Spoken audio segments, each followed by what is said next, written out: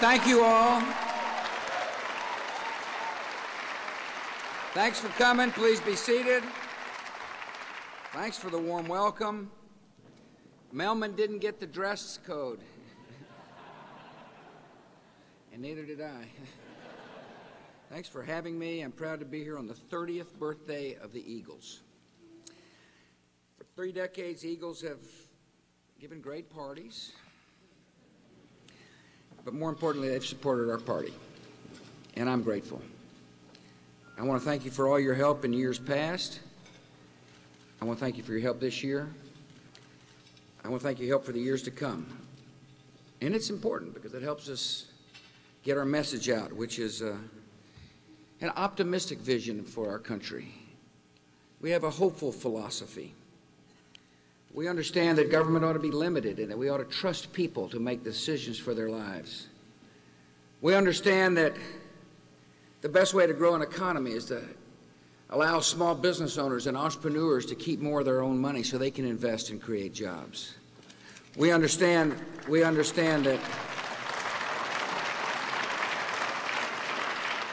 that this country has a duty to take care of those who hurt and to lead the world in laying the foundation for peace. Ours is a party of vision, and ours is a party of accomplishment, and I want to thank you for supporting it.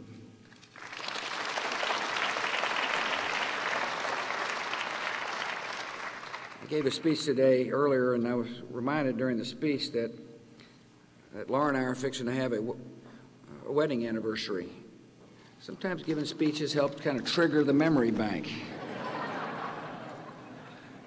I asked the crowd there if they had any suggestions on what I ought to give her for the 28th wedding anniversary. Somebody yelled out diamonds, and then, of course, I went straight to the speech.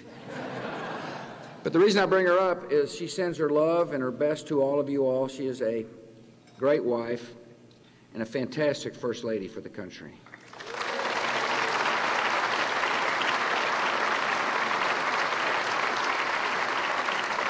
I want to thank the chairman of the RNC, Ken Melman, for doing such a fantastic job. He is he's smart, he's capable, he's taking our message all across the country. He's not afraid to go into halls where some might have an image of the Republican Party that isn't true. He knows what I know, that our philosophy is good for every American, and I want to thank you for your leadership, Ken, and I appreciate your service, and I also want to thank Joanne Davidson, who's the co-chairman of the RNC. Thank you for being here.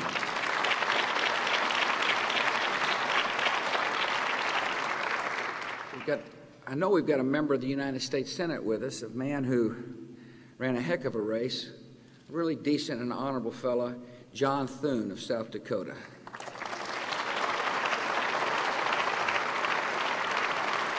Somewhere around here. I appreciate Dwight Schars, the finance chairman of the RNC, and Martha. Thank you for your hard work, and thank you for your leadership. I appreciate Bill Paxton, who's the chairman of the RNC Majority Fund. I want to thank Bill for bringing his young daughters here tonight. I want to thank my friend Katie Boyd, who's the Eagles co-chairman. Thank you for being here, Katie, and Mike Duncan, who's the general counsel of the RNC. But most of all, thank you all for giving me a chance to come by and thank you and share some thoughts with you. First, I want to tell you that my job is to confront problems and not pass them on. My job is to make decisions on behalf of the people of this country, and I got to tell you, I'm enjoying every minute of it. Our party is a party that is based upon sound principles, and one of the things I've learned here in Washington is you can't make good decisions unless you stand on principle.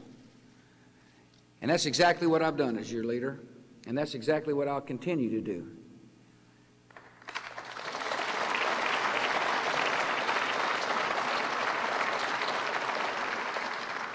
I spent a lot of time thinking about this war on terror.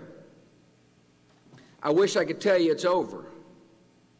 It's not. We face a brutal enemy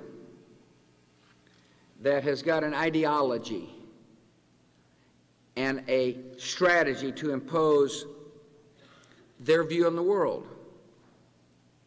They believe the exact opposite of what we believe in America. They believe that they should dictate religion. They believe that they ought to control the lives of all people. They are totalitarian in nature. We stand for freedom. We believe that every man, woman, and child in America should be free to worship as he or she feels.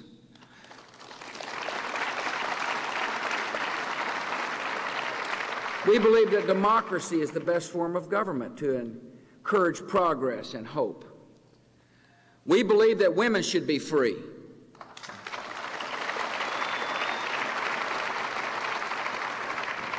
That's not what they think. They've got one weapon, and that is their willingness to take innocent life. They'll kill women and children in order to try to achieve their aims. One of their objectives is to run America out of the broader Middle East. And they want to do so because they want to take over countries. They want to try to not only impose their vision on a group of people, but also to have safe haven to plot and plan to kill in greater numbers. Now, September the 11th was an important moment in the history of this country. We still mourn for those who lost their lives, but I'll never forget the task at hand. And the task at hand is to find those enemies and bring them to justice before they hurt America again.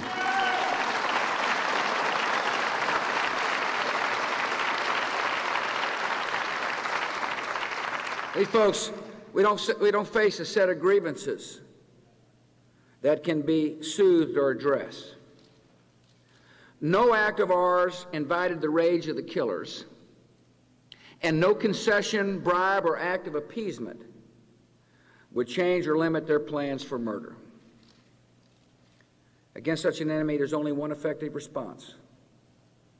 We'll never back down, we'll never give in, and never accept anything less than complete victory on the war on terror.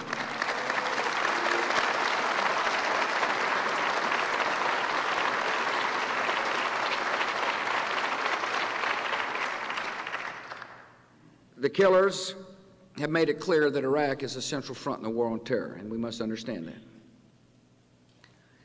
They cannot stand the thought of a democracy evolving in the Middle East. They understand that freedom will lead to their defeat. And so we have a strategy.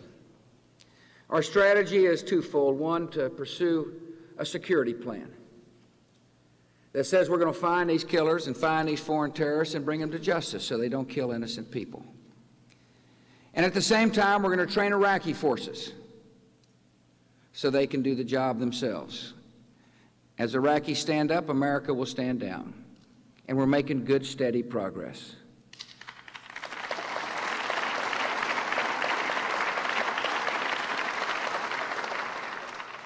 And at the same time that we help secure that society, we'll work with the Iraqis to help them develop a democracy. Ken mentioned a remarkable event that took place recently, and that is that millions of Iraqis went to the polls to vote for a constitution, which today was verified as having been approved by the Iraqi people. You know, writing a constitution is not an easy process. We had a little trouble ourselves here in America writing a constitution. And you might remember after our constitution, and by the way, as I recall, two of the delegates from New York, state of New York, stormed out of the Constitutional Convention. They weren't happy with what they saw. And then right after our Constitution was approved, you might remember we amended it with the Bill of Rights. In other words, the Constitution is a process that brings people together, that says you can have a different point of view, but let's settle our differences peacefully in the context of a democratic society. And that's what you're seeing in Iraq. We had elections in January. We had a constitution approved just last week, and there will be elections next December. Democracy is on the march.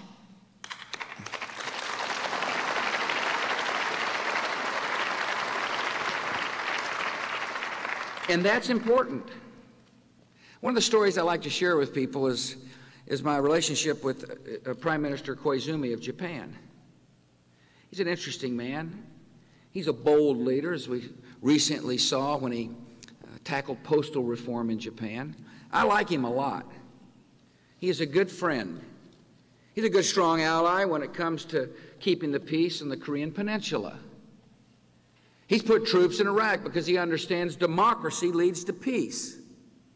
He is a friend of the United States of America. Yet 60 years ago, my dad, and I'm sure some of your relatives, fought the Japanese. They were our bitter enemy.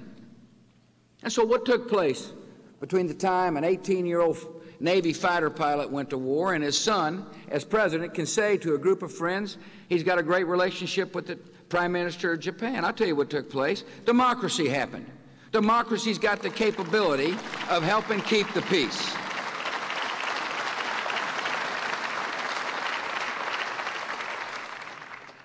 Some say perhaps we ought to just pull out of Iraq. That is a foolhardy policy.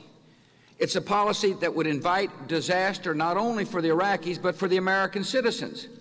We will not allow Iraq to become a safe haven for the terrorists. We will promote democracy in Iraq, and we will lay the foundation of peace for generations to come.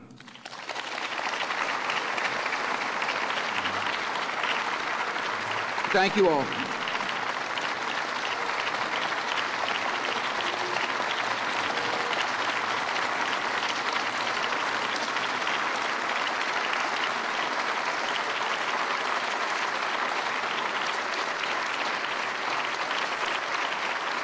Thank you.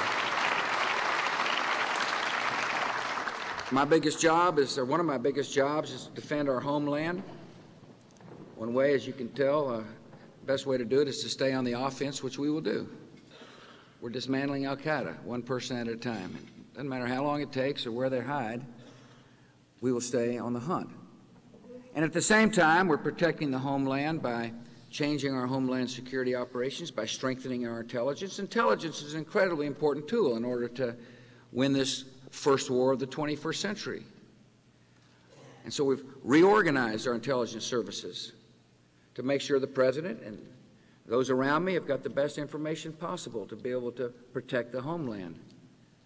We passed good laws like the Patriot Act.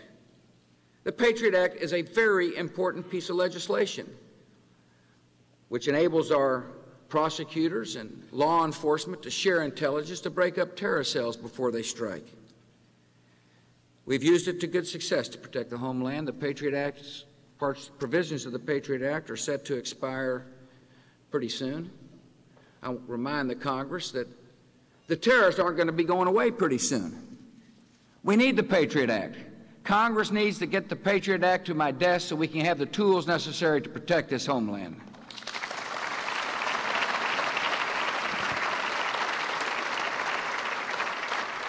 I signed a Homeland Security bill the other day, and when I did so, I spent a lot of time talking about the need for this country to protect our borders.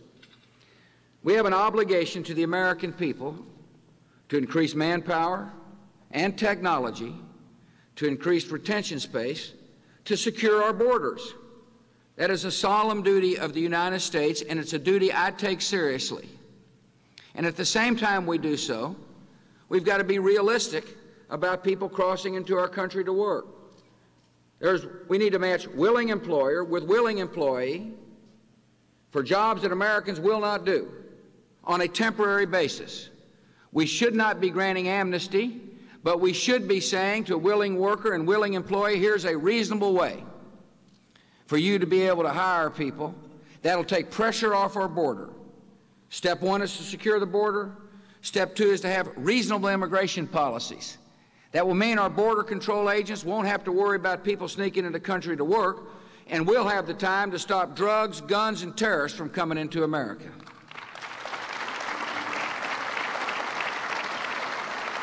I spend a lot of time thinking about this economy. I want people to work.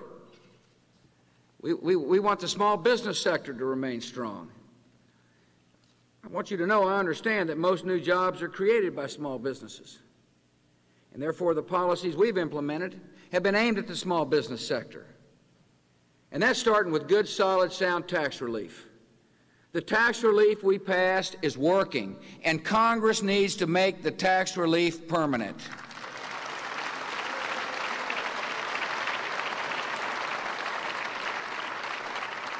Speaking about tax relief, we need to get rid of the death tax once and for all.